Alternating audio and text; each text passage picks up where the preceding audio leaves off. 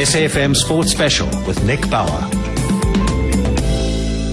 Oh, it's my great pleasure to welcome onto SAFM Sports Special our bronze medal winner at the London Olympic Games, Bridgitte Hartley. Good afternoon and welcome to you. Thank you so much for having me in studio. No, well, thank you so much for taking time out of your busy schedule. You must have really been balls to the wall busy since you got back. Yeah, it feels crazy. It feels like I've been home for almost a month, actually. It's not even been a full week. Jeez, yeah. Well, I was at the airport on Tuesday to see you guys come home, and that was some welcome home. Did you expect that? No, nothing. I always say to everyone, like, since I've won my medal, I've imagined myself racing. I've imagined myself standing on a podium, but I could never have imagined in the whole wide world what was going to happen next. Well, it was a very special victory for you at the London Olympic Games, coming third in the K1 500-meter sprint and doing it on Women's Day. Is this really like a culmination of your greatest sporting achievement? I think it made it really so much more special because it's definitely, I think what I've realized since I got home is I've become more of an inspiration to not only my fellow South Africans, but women in particular, and I think that makes a big difference, hoping that they will realize that they can also achieve their dreams as well. You're on South Africa's news and information leader, myself, Nicholas Bauer, alongside Bridgitte Hartley, the lady that won us the bronze medal at the London Olympic Games, doing it on a very special day as well, National Women's Day. You have anything to say to her? Anything, maybe a message of goodwill or congratulations? Maybe a question as well. Give us a call now, 0891 104 207. That's 0891 104 207. Bridgitte, take us through that race. On Women's Day, you get to the final. You know there's pressure to get medals for South Africa. We went out and said, okay, 12 in 2012. I don't think anybody really believed we were going to get that, but it was a fantastic bar to set and to aim for. What were you feeling when the firing gun to start the race fired? Well, I think the pressure was maybe put on myself because I was away from South Africa for over 2 months, so I didn't really feel the pressure from the country or anything at all. But after I had really good heats in semi-final, I think I started to realize that, wow, actually I have a really good chance to medal, and I need to realize that. And racing in lane 5 in the final made it even bigger that this was it, and I really had to give it a good go, and I only slept 4 hours the night before my race. So 4 hours, and you're still so fresh.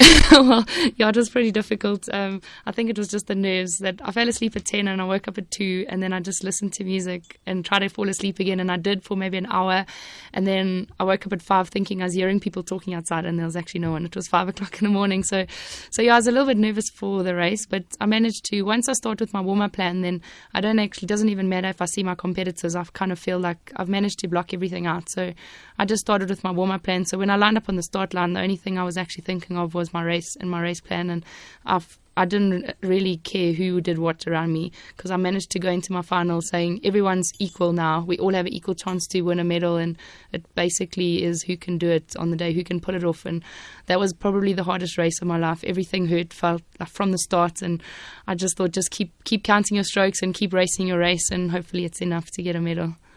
Well, you know, I've heard little whispers from birds and that thing along the sporting corridors, and they say that you're just such utterly a nice person, but you have this killer instinct that you switch on when you're competing. Would you agree? Well, I think I definitely do, because I've often had training sessions where I feel like I'm so tired that I think, how am I going to get through it? But as soon as I start the session, it's like my body just changes into like a mode that this is the interval, this is how I have to do it. And I managed to just push hard even if I'm really tired.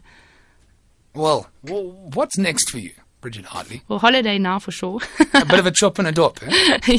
Yeah, I'm enjoying sort of celebrating with friends and the people who supported me back home in South Africa. So I'm really trying to soak all of that up. And yeah, now that I've managed to get a really good result, it's sort of fixed in that I'm going to go for the next 4 years for sure. I always wanted to carry on till next year World Championships, and then I was sort of like, depends on the funding and what happens and what my results are. And now I'm actually quite excited to be able to carry on training. And of course, I was hoping my coach would keep coaching me as well. So preparations for Rio 2016 start now. Well, yeah, I guess so, but I don't really think about it now. When I raced in Beijing, I didn't think about London. It's a whole chapter in your life, and you don't want to fast forward the whole 4 years.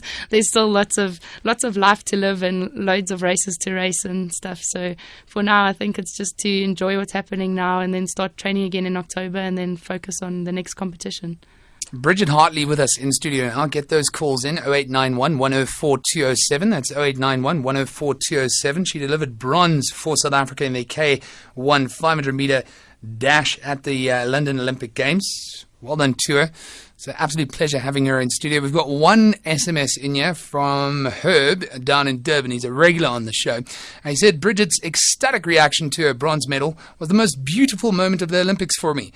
She's utterly gorgeous and a true South African legend. So, well, there you go. I suppose you've been getting a lot of that lately. Oh, it's really nice to sort of get messages from people that I know and that I don't know, because it's really special. I think it sort of makes me realize how proudly I made South Africans feel about me. Yeah, there's something special about sport and how it unites South Africans, no matter what our differences are. And, as our sports minister, Fikile Mbalula, said, you're going to go down in history as a legend. How does it feel to be a living legend?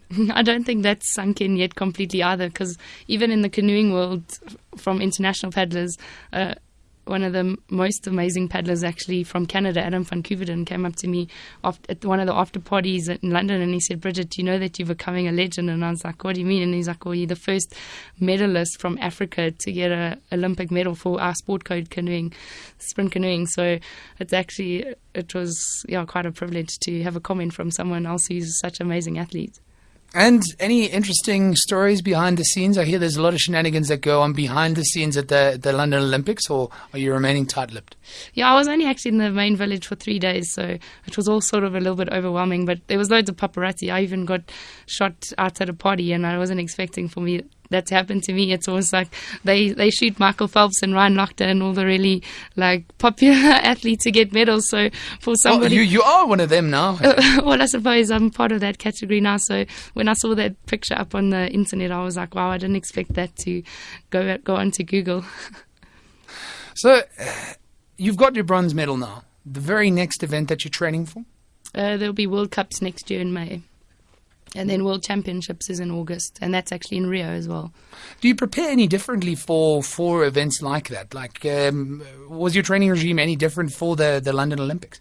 Well, I think it probably did change more because but that'll be what my coach tells me to do. So the preparation is basically the training program, and I just believe in my coach, Nando Almasi, and I believe that he knew what I had to do to get my best results in the London Olympics. So I think overall, over the 4 years, the training plan does change in the sense that it's a 4-year cycle. So the training 2 years before is going to be a lot harder. So you have to have bigger base and you're not going to peak as much. But for the World Championship events, we do. But for World Cups, you don't really peak so much. It's not the most important event on the calendar. It's the World Championships and then, of course, the Olympics. What I've failed to mention is that you brought that lovely bronze medal into studio, and we were lucky enough to have the rowing lads in yesterday as well. And I got a feel of one of those medals. It's so heavy, eh? Yes, it's really heavy. I wasn't expecting it to be so big and so heavy, but it's really cool looking at actually, and it's got so much detail to it as well. It's even engraved at the bottom of the medal what event you did, and so it's really, really special. It's superb, actually, superb. Have you got a safety deposit box yet? I've been offered a vault here in Johannesburg in Houghton, so I think I'll definitely take up that offer for a year and store my medal there once I don't. Of course, for now I'm just carrying it around with me everywhere I go. Oh, you better not mention that too loud, but I'm sure it must be a wonderful feeling being able to have that at your fingertips all the time. No, it's really great, and I think it's nice also to share it with other people because every single person I've met, as soon as they hear that I have my medal, they get so excited that they want to hold it and feel it and have a photo. So I can probably relive my own emotion and experience through them as well. Yeah, well, I have to say that I'm one of those gushing fans. I have another one on the line, though. We've got Debbie Williams from Richards Bay. Debbie, you have something to say to Bridget. Yes, hi, I do. I just want to tell Bridget that we are so proud of her. Bridget comes from Richards Bay, and we've known her for quite a long time, and she's always been such an inspiration to all of us with her canoeing. So, and we're so proud of her. we just cannot believe it. We've just, we love her too much. Oh, fantastic. It's a lovely phone call. Thank you so much, Debbie. Thank you very much. Oh, Bridget, what are you going to say about that? Well, I suppose I can just say thank you very much, Auntie Debbie. Oh. She's one of my friend's moms, and it's really cool to have somebody that's that fantastic. I know phone in. Oh, we've got another tweet in as well. We got Mr. BJ Dukes. Mr. Dukes is his Twitter handle. Bridget is a true inspiration. I was absolutely screaming my lungs out during the race. We're so very proud of her. Well, there's no lack of pride going around when Bridgitte Hartley is spoken of. What's your message to anybody else that wants to emulate you, that wants to go and achieve, not at the Olympics one day, but just go out and truly live their sport and live their passion, as I'm supposing you do? Well, I think basically what I've realized is you have to believe in yourself, no matter what level of, even in your career, sport, whatever you're wanting to achieve. A lot of people, they go for it and they put in the hard work, but sometimes they don't fully believe. And I think that makes a big difference, is if you start to believe that you can actually achieve something that you dream about, then it becomes more reality.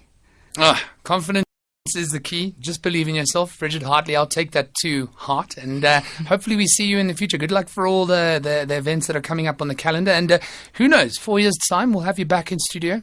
Hopefully I'll be here. Hopefully you'll be here, and it'll be transformed from bronze into gold. Cool. Thank you so much.